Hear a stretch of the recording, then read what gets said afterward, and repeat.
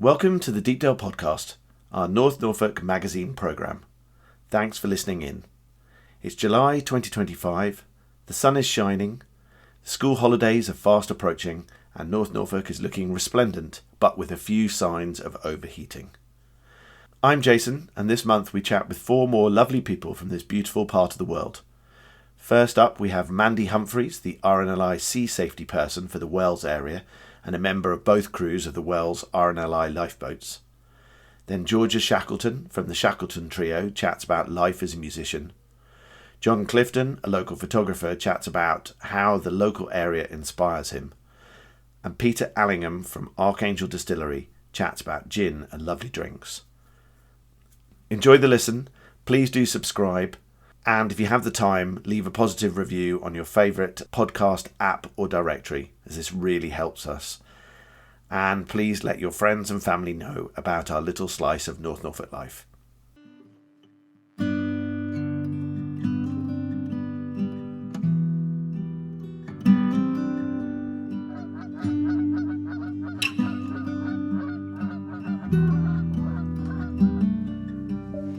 Skies all open wide, geese go high and over.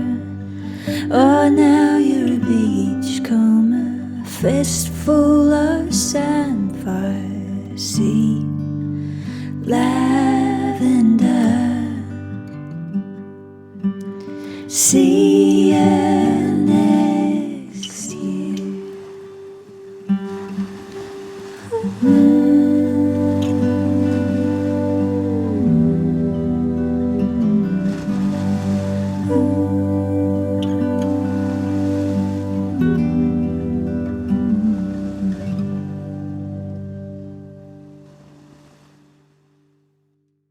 I'm really pleased to say that we're continuing with our featuring of local RNLI personnel, and I am talking to Mandy Humphreys, who is both the sea safety person for Wells RNLI, but also a member of both the crews for both the inshore and wider lifeboats based at Wells. And it is really lovely to have you with us. I'm gonna say your accent isn't exactly a Norfolk accent, so I'm guessing that this wasn't. So I've been trying really hard. He's been given his elocution lessons and everything. Yeah, Nicky and his elocution lessons. One accent meeting another accent that are probably never going to change. Yeah, no, it's like this. So where was home before you made Wells home? Well, no, my home accent is from Northumberland, but I haven't lived in Northumberland for a long time. I know it doesn't sound like that, but I've lived in various places around Chelmsford, Cambridge for a long time. But the accent comes with us wherever I go. And it just stays. Yeah, it's I think it's like a Welsh accent or a Scottish accent. It never leaves you. No, and it's part of my identity, so I'm quite happy with that. So how did you get involved with the Wells RNLI? If it's something you've always been interested in? My mum's always been involved with the RNLI during my lifetime as a fundraiser, and she started as one of the very first water safety officers back in the Northeast, and she's still doing a bit of that. When we knew that we were going to move to Wells, I knew I just wanted to be part of the crew. It was a really good way. I love swimming. I've got a sailboat. I like being out on the water. And it was a good way to start to integrate into the community here. So how long have you been in the crew? 7 years. So the sea probably safety feels like longer to them. And the sea safety aspect, is that something that's developed within the RNLI and then you've kind of taken that post? The RNLI it's actually grown out of the lifeguard service. Yes. Because what I was told by one of the lead lifeguards that the best lifeguards actually never go into the water. They never get wet because they are so good at delivering water safety messaging that on their shift, nobody gets into difficulty. And it's kind of been born out of that. You know, the RNLI can keep putting assets in and lifeboat stations and all the rest of it. But actually, the most cost-effective, sure way of saving somebody's life is educating them so that they don't get into difficulty in the first place. When you realise that, I learned this fact the other day, that almost 70% of drownings in the UK occur before a 999 call. Right. So that means that actually, as lifeboat crew, we've got actually quite a small amount to go at to help save, because, as I say, if there's about 70% of people have gone before, sometimes a 999 call's not even made. Yeah, it's very sad, isn't it? And it's really interesting over the last few podcast chats, Nikki, Rosie, who chatted to me last month, and Emily the month before. We're all locals. We've grown up with the tides on the North Norfolk coast. We're used to it. It's just second nature. But I think over the last few months, it's come back to me that the average visitor on to North Norfolk has no idea about the tides and the speed of the water and the way that they can get cut off. The geography around here is pretty unique. But I guess if you went to any lifeboat station, they'd say our geography is unique. But I think it is. I'm pretty well travelled, and I've not been many places that have as big a tidal range, horizontal tidal range, as we have here. And if you haven't been here before, that catches people out. Although I would say it's not just visitors that we rescue. Oh yeah, no, yes, I'm very aware of that. It can happen. It can happen to anybody. Anybody can lose track of the time, get caught out having a lovely time, and get distracted. And it's one of the things that I try and understand how it's happened. But sometimes people just simply get distracted because they're enjoying our gorgeous beaches so much. Yeah, and they are gorgeous. They are. We're very lucky. I feel very privileged to have been able to move into such a beautiful area. Yeah, absolutely. So tell me, what key features of sea safety are the RNLI pushing at the moment? What do they feel that are the kind of the key messages? So for us in Wells, and when I say Wells, I mean Brancaster stay through to Cly, really. Tidal cutoff is by far and away the biggest challenge for us. We've already rescued more people this year than we rescued in the whole of last year. And tidal cutoff is the primary reason for that. In the past, I would say 2 out of 3 people that we rescue, that Wells volunteer lifeboat crews rescue, are cut off by the tide. This year, it's more like 4 out of 5. Right. Wow. Yeah, and there was a big number of people rescued just in the last couple of weeks, weren't they? Yeah, I think the gorgeous weather that we've had kind of brought people out in droves. And I think one of the issues that there is, and it's true everywhere, but I think it particularly causes issues here, is people think that the water comes in evenly. It comes in at the same speed all the while, and it goes out at the same speed. And of course it doesn't. Yeah. It kind of, from low water, it sort of starts building up a bit of speed, and then, it starts to speed up quite a lot. And that 3 to 4 hours after low water or before high tide, whichever way you want to look at it, half of the water comes in that 2-hour period. Yeah. And that's what catches people out. Well, I see people all the time on sandbars and things, and, the sea feels like it's miles away, and then all of a sudden it's around their ankles. And because the gradient of the seabed here is so shallow, a meter of water goes a heck of a long way in terms of the horizontal distance. And also people think that people are standing on the beach and they look at it and they kind of think it's a natural sort of one level slope. And then Correct. Of course, so they go quite a long way out, and then they're looking forwards and the tide doesn't seem to be coming in. And then they turn around and realize that it's actually snuck around the back of them really quickly because there's a bit of a dip. Yeah, I think not just on Wells Beach, but there's an awful lot of it happens on Wells beaches. Those remote parts of the beach that are exposed at low water are really a series of interlocking sandbars with drains between them. And unfortunately, the way that one of the main sandbars off of Wells has developed. I've been watching it growing over the last few years. Now, when the tide comes in, it's actually filling from both sides. So it's creating an island from both sides, whereas when it first developed, it was only coming from one side and you could escape by retracing your steps. But that's no longer possible. And that's why we're getting such an escalation in the number of people getting cut off, because people can't retrace their steps. And it's not so much the people that call 999 that worry me. It's the people that try to wade back themselves. Some of those drains, if you imagine, they've got 2 tides worth of water passing by them every day. So the scouring of those drains is huge.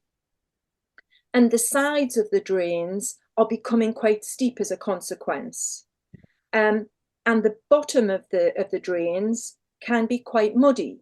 So some of the drains are over 2 meters deep now on Wells Beach. And if you've got somebody trying to wade back, as an example, we've had reports of dads chest deep in water with babies above their heads. You know, you can imagine if you're going into a deep drain that's got a steep side that you can't see the bottom of, it's very easy to lose your footing. And then, you know, God forbid, you've got potentially 2 drownings there waiting to happen. And it's those people that wade back, because it's amazing how many people don't know to phone 999 when they're cut off by the tide. And also there's people are embarrassed, and the people that tell me they're embarrassed, I'll say, well, nobody died of embarrassment. Drowning, however, is a different situation. Really encourage people. It can happen to anybody. We understand that, and we're not trying to judge anybody. If you do find yourself cut off by the tide, please phone 999 as soon as you can. And the more accurate location you can give us, the faster we can get there to you. Because we have been in a situation, I've actually personally been on a shout this year where we rescued 3 casualties and they were up to their chests in water. And that is proper scary. Yeah. And when you don't know the harbour and which way the tides are going and everything else, the float to survive is one thing, but if you think you're going to be heading out to sea rather than into the harbour, it's all very, very scary, isn't it? The whole thing is scary. The float to live thing, I think one of the, again, hard facts is that over half of the people that drown in the UK never intended to get wet. Yeah. So psychologically, they're not geared up for going into the water. And that's part of the problem. And if you find yourself suddenly in the water and you've given yourself a fright by falling in or whatever, and you've gasped, you know, that gasp reflex that we can't control, and you've lost control of your breathing, that's the single most dangerous thing that can happen to you in the water, I believe. If you haven't got control of your breathing, you are at massive risk of drowning. And that float to live, being like a starfish that I talk to the kids in schools about, is just as relevant for adults. Yeah. Getting control of your breath, it takes seconds. If you can float on your back, get control of your breathing. When you're out of control of your breath, your brain is on fire. You don't make good choices under those circumstances. If you can get control of your breathing, A, you can make better decisions. B, you might be able to have the breath to swim back to safety if you can swim. Or you've got the breath to call for help, or at least get your arm up and try and attract attention. But that business of loss of control of your breathing is the start of the drowning process, and it's a killer. And it does it very quickly. You know, you haven't got long. Getting on your back and getting into that starfish position, as I say, it's just as important for adults as it is children. And we don't want to put people off enjoying the North Norfolk coast. That's not what none of these conversations are about. They're just encouraging people to think and be safe and just check their surroundings. And if people feel that they would prefer to head to a beach, for example, that's got a lifeguard, the beach guards start at sort of roughly Wells, don't On they? Saturday. And then kind of east. They start on Saturday, do they? They Excellent. start on Saturday. We would be And very they kind glad to of see them. almost every beach as you go east from Wells, aren't they? So they're sort of, they're not at places like Clyde, but they are No. at the sort of sandy beaches really as you Yes. go sort of east. So Wells and Sheringham, East Yeah. Runton, West Runton, Falling and as you go Cromer, around. and places like that. Yeah. So Yes. Well, we'll be very glad to see the lifeguards in Wells for two reasons. One, obviously, they're creating, well, as safe a swimming area as is possible. Seawater is unpredictable. Swimming between the red and yellow flags when the lifeguards are there is the safest place to be. But also the Wells lifeguards have access to an all-terrain vehicle, so they're able to patrol the beach slightly wider at the point of which we get people cut off by the tide. So they're able to advise tidal cut-off potential victims that they're in danger. And we see, and I've got my hands on wood here, that in the last 2 years, we saw no tidal cut-off casualties on Wells Beach during their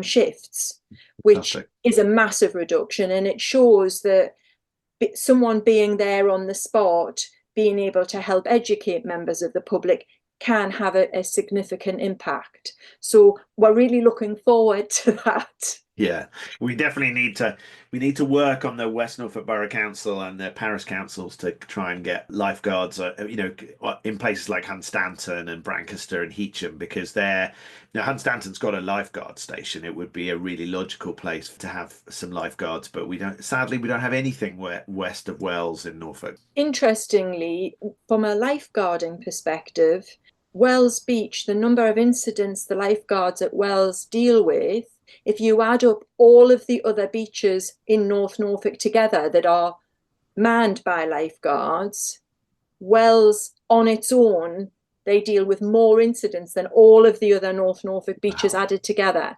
Just shows you what a really busy beach Wells Beach is. I guess it's also that combination of having a beach effectively at the entrance to a harbour, isn't it? So that kind of the flows of water are so much greater, Yes. and that sort of stuff, and the moving channels, which, as you say, are the kind of the drains, kind of, they move and they cut through at different times depending on different tides. So, and different phases of the weather. So it's quite interesting, and they often have to kind of move the buoys because of the changing route that the water takes, don't they? So it's just as in Brancaster, the channel moves quite a lot. Yeah, right along the coast. The harbour entrances have to be surveyed regularly and the navigation buoys adjusted appropriately. When you've got a sandy seabed, it's continuously in movement.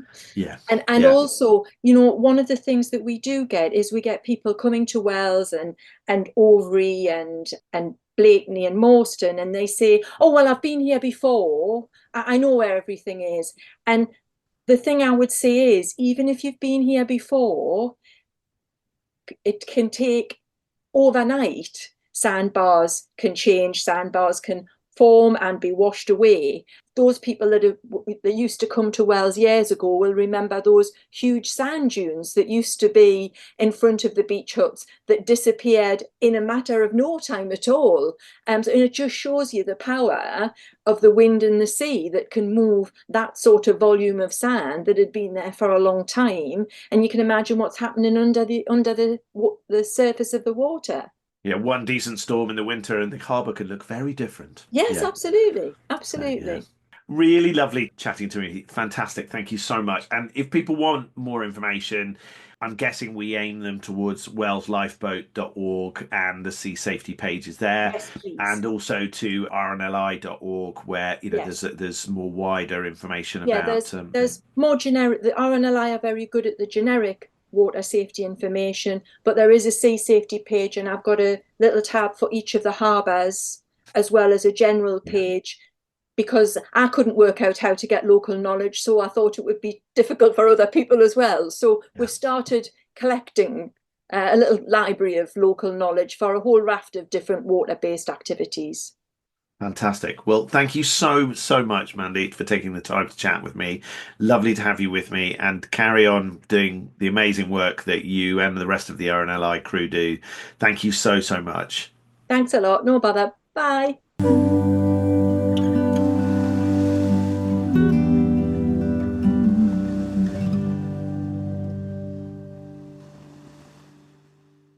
Chatting with the lovely Georgia Shackleton, who is one of the three, strangely enough, trio, the Shackleton Trio, who are going to be joining us on the 19th of July in the Brick Barn, supported by Adam Clark.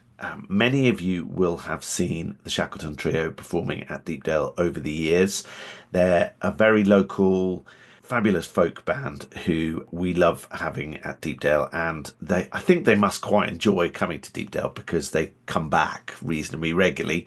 And it is really lovely to have you doing your own standalone gig. It's going to be lovely, and tickets are selling amazingly well, which is great. So, welcome to the podcast. Thank you for joining me. Thank you. Thanks for having me. Where are your partners in crime? Aaron's in the shower. And Nick is what he's up to. What is he up to? I think he's on his way to Dudley today. He's Okay. he's on his way over that way for a little bit of a break, but also some his wife's doing some work over that way, so they've gone over there together. I don't think I've ever asked you, but how did the three of you kind of find each other musically to kind of become the trio? Well, Nick and I met years and years ago. We studied at university together up in Newcastle, and we met there. But we didn't really play much music together at all when we were up there. But we both ended up settling back down in Norfolk, in Norwich. We're both from this region. And yeah, we started playing a bit of music when we both settled in Norwich together. We met Aaron. Aaron and I are now a couple, and I think we started playing music together. I was booked to play a solo set at Norwich Folk Club, and we had just been having a bit of a jam together, really, and then invited them to come and play with me, and we really enjoyed it. So it just kind of stemmed from there. Because you guys have been together for, in terms of a music trio for a while, haven't you? Yeah, 10 years. It's our 10-year anniversary, kind of at the beginning of this year, end of last year, beginning of this year was our 10-year anniversary when we started playing together. And how does the creative process work? So do you all come into it with ideas of stuff that you'd like to do, or do you kind of get the basics and then the guys kind of work out how they're going to play that, or? It kind of varies, really. So sometimes I will have written a song and I'll come and bring it to the group, and then we'll all work on that together. There've been quite a few songs that I've brought to the group that we've started playing out for a bit, and then we stop playing them and then just think, what were we up to there, really? Like, it seemed like a good idea at the time. But then so sometimes it will be that kind of approach. Sometimes we'll bring a tune that we've individually written, and sometimes, not as often, we will work on something collectively, but that is an approach that we're sort of looking at a little bit more this year, I think, in sort of seeing how our sound evolves for the next chapter. I think we're going to start actually working on writing some songs together, which will be really fun and really interesting. That's cool, because you kind of do quite a lot of solo stuff. Nick does quite a lot of solo stuff.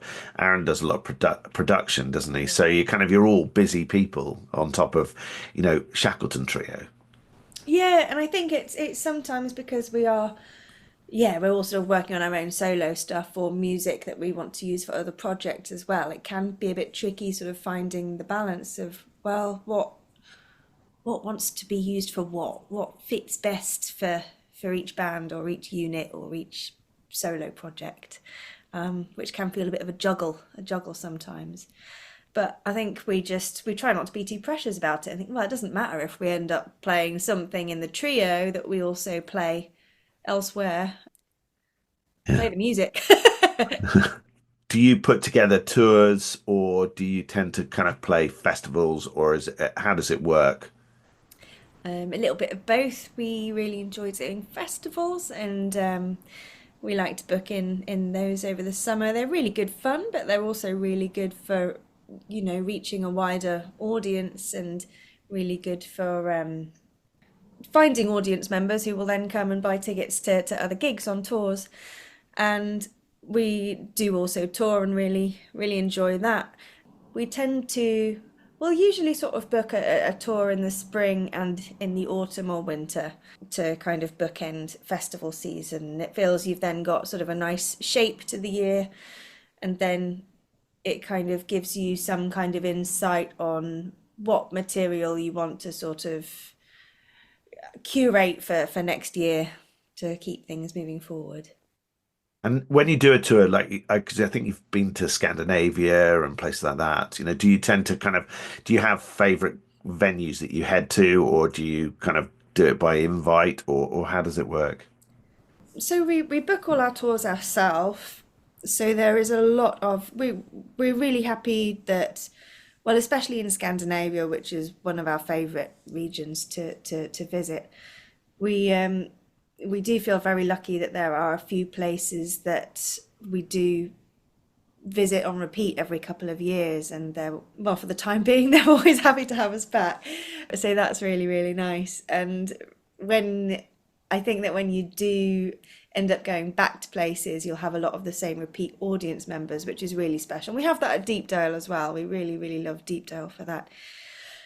And then other gigs will often stem from those repeat visitors to concerts and gigs and festivals and things, and you'll make contacts that way and get invited to new places and play at new venues and festivals. Well, we're really looking forward to having you grace the Brick Barn stage once again. It's going to be fantastic. 19th of July, and Adam Clark, who often plays with Nick, is joining you, isn't he? So he's coming along, and has been known to sneak in with his banjo to various songs along the way. And what can people expect if they haven't seen you before? And I know a lot of the people who will see you on the 19th will have seen you before at Deepdale in various different guises, but what can people expect from the show on the 19th? A variety of songs and tunes. So we write a lot of our own material, as we've been talking about, but also we play a lot of traditional music, and a lot of the music is quite rooted in our region in East Anglia. Some of it maybe mirrors the landscape a little bit. A lot of material about the environment and wildlife, so hopefully it's quite fitting to Deepdale and your setting. And a lot of tunes. We play a lot of tunes that we've written ourselves, as well as traditional tunes.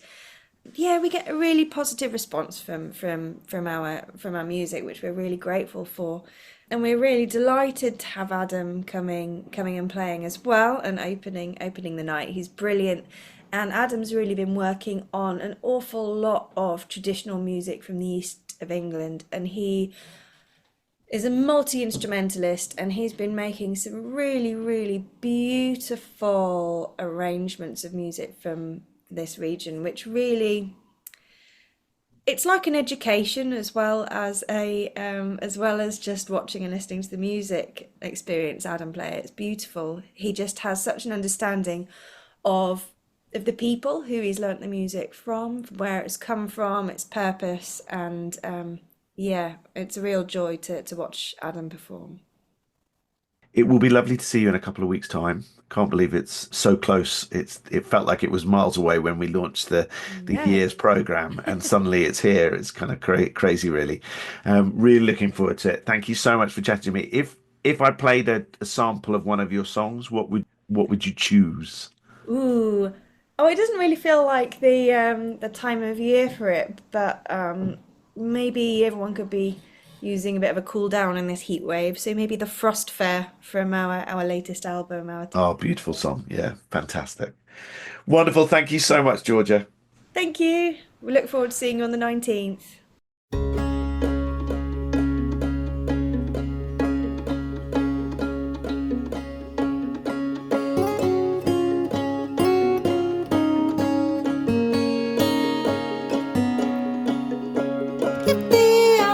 Opportunity should come this time of year.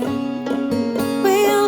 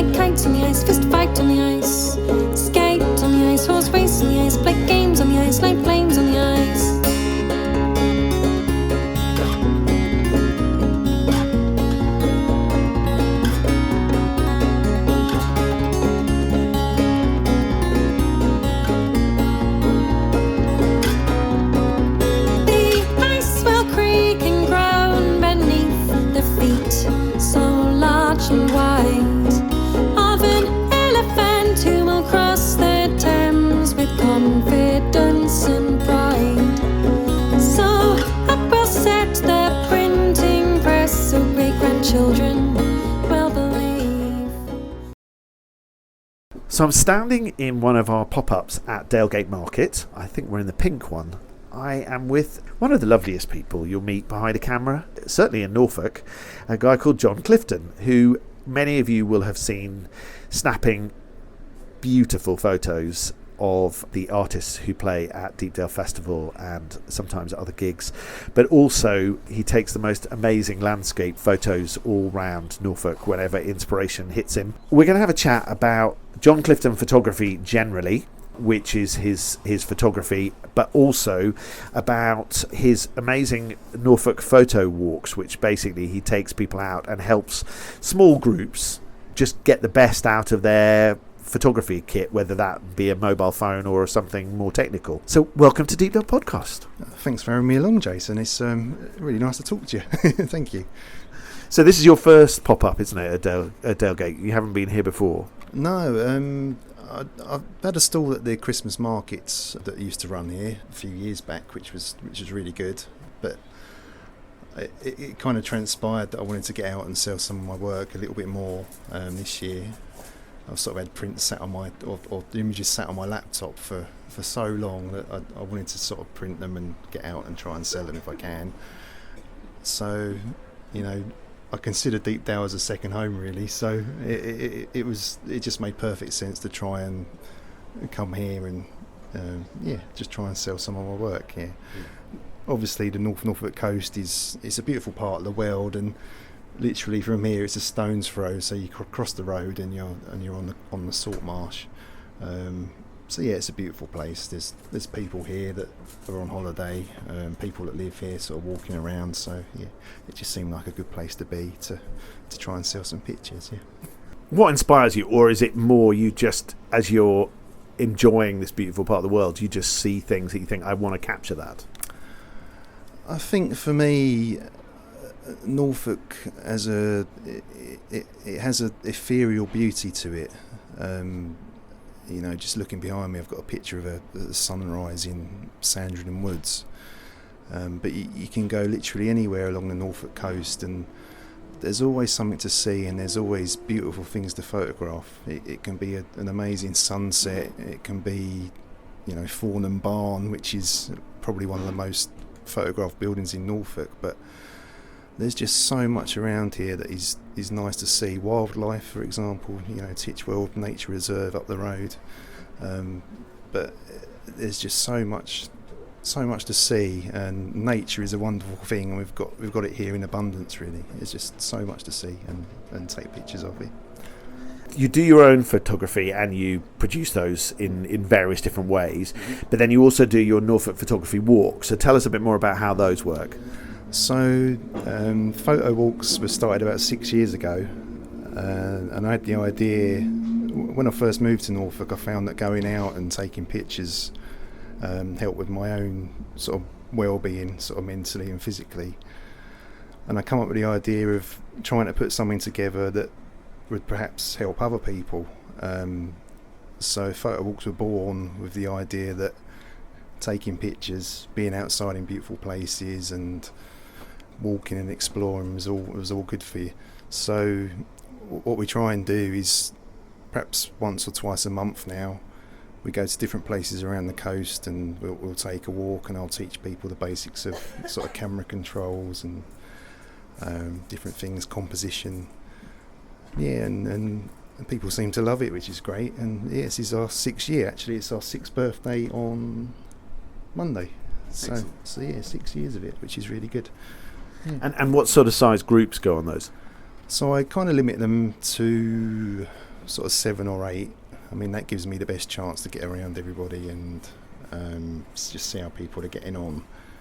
I think that's quite important. As we go out, we'll start walking as a group, and then people will spread out and do their own thing, and I'll work my way around and just see how people are getting on, and perhaps give a little bit more specific advice sort of individually as we go, which it tends to work, I think. That's cool. It's lovely to have you on the podcast. Lovely to have you in the pop-up shops.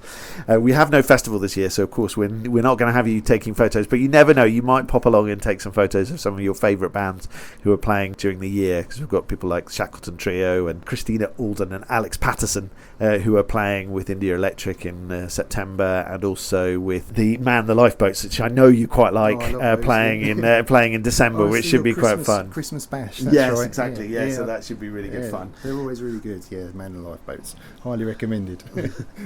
If you're looking for more information on photo walks, jump on our website or go to norfolkphotographywalks.com. Thank you very much, and we'll see you soon. Thanks for having me, Jason. Thank you.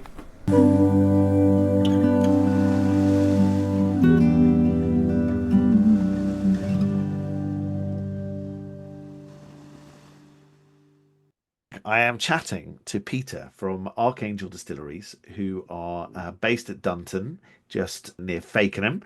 They are a local artisan distillery, and they are regulars in the pop-up shops at Dalegate Market, which is lovely to have them there.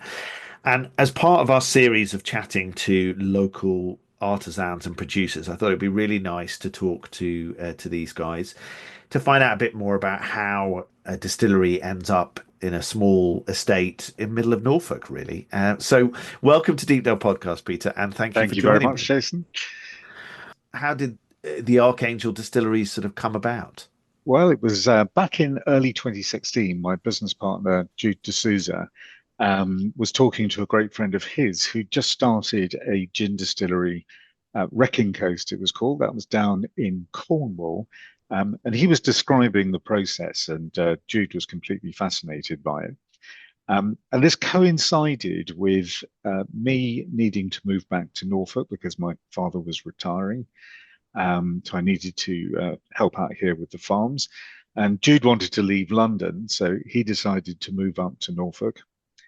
We had some old buildings on the farm which were really falling down. So we decided that it would be a great use of one of those buildings to turn it into a distillery and learn how to make gin. So that's what we did. And in fact, we both went to Holland in early 2016 to see a consultant out there who showed us the process of making gin, explained how it worked, showed us how to use a still so we didn't blow ourselves up. Always a positive, yeah. Always a positive, always a positive. And then we began to convert the building. In fact, that took the whole of 2016 to convert the building into a distillery, to obtain the necessary licenses, buy all the equipment in. And in fact, we did our first gin run on the 1st of February 2017. And so tell us about your range. What sort of gins and liqueurs do you produce? Well, we started with a classic gin. This is the Archangel Classic. So we put the recipe together really towards the end of 2016. It was a lot of fun doing that because we had to test an awful lot of other people's gins. That must have been tough. It was hard. You know, we had to take one for the team there. And basically what we were doing, a serious point to it, which we were identifying all of the gins we really liked and all of the ones we really didn't like. And of the ones we did like, we were working out what the common botanicals were in those gins and trying to identify what sort of botanicals we might be able to source locally as well. Yeah. So by the time we did our first run in February 2017, we'd actually worked out which botanicals we really liked. We were looking at sourcing some ourselves, which we now do from the farm. So we grow juniper, sea buckthorn and lemon verbena ourselves. And we began, with our first batch. I have to tell you, the first run we did was not great because we put too much clove in. Everybody knows empowering. Yeah, I mean, it would have made a good dental anesthetic, but not great gin drinking. And but the second run we did, we actually omitted the clove entirely, blended the two together, and it was absolutely bang on perfect. And basically, we haven't altered the recipe ever since. I'm very pleased to say that that gin has now won 3 awards, particularly one international competition. We got a bronze for that, and we were really thrilled with that. So that's the basic gin. It has a big, strong elder brother called Seraph. The Seraph is a Navy strength gin. That is pretty amazing stuff. Originally, we designed that for cocktails because if you mix it with something like an orange juice, a long mixer, you can still taste the gin. That's the point of having the stronger one. Then thinking about what fruits we could use locally, a friend of mine at Litcham grows a particular variety of rhubarb. So we began a rhubarb gin production. That's a very successful one, very delicious. In fact, we've been making a lot of that this week. Then we also follow that up with sloe gin, and the sloe gin, all locally picked sloes. Again, everything comes from within 10 miles of the distillery. So we pick around 1 million sloes a year. Holy mackerel. I know, right? One sloe is 1 gram, and we pick just over a ton. So we know it's just over 1 million sloes. We're using a really crazy amount of fruit in the sloe gin. It's very dark, very rich, and very fruity. So I think an awful lot of sloe gins are made with concentrate, but everything we do here is fresh fruit only. And then the final product, well, actually 2 more products. One is the Golden Plum. That one won an award last year. That comes from the Leaf House Orchard in Burnham. Again, within 10 miles, and we take the entire production of a particular plum every year to make a plum liqueur. And we're very pleased with that one.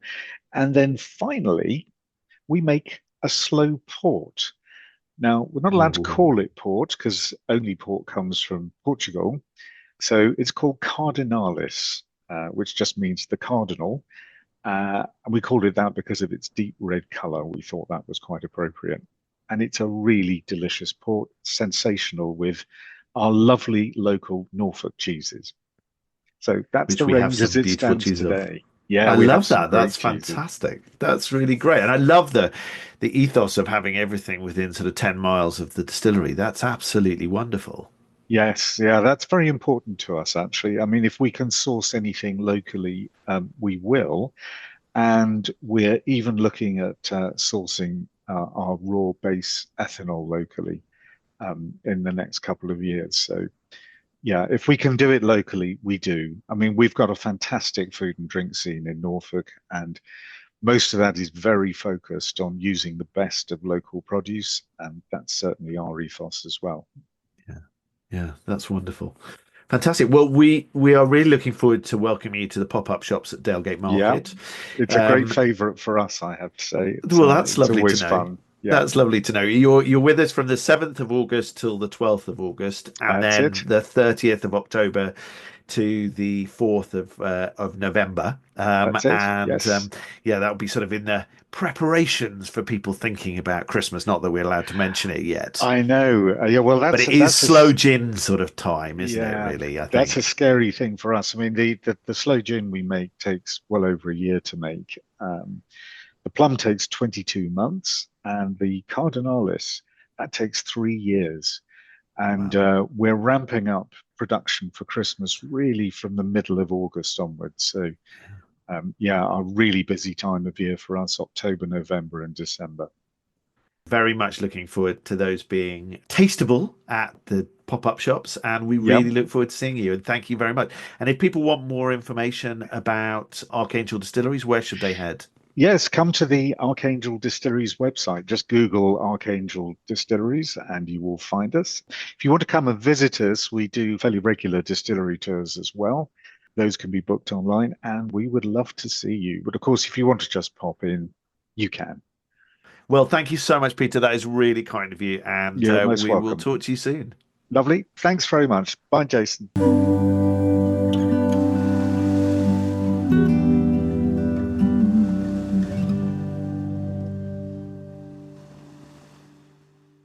Thanks for listening to this episode of the Deepdale Podcast. We really enjoy putting together our North Norfolk magazine programme and hope you'll listen back to some of our previous episodes. If you have the time, then please leave a review on your favourite podcast app or directory, and we'd love your suggestions or submissions, which you can email to podcast@deepdalepodcast.co.uk. Enjoy the rest of the summer.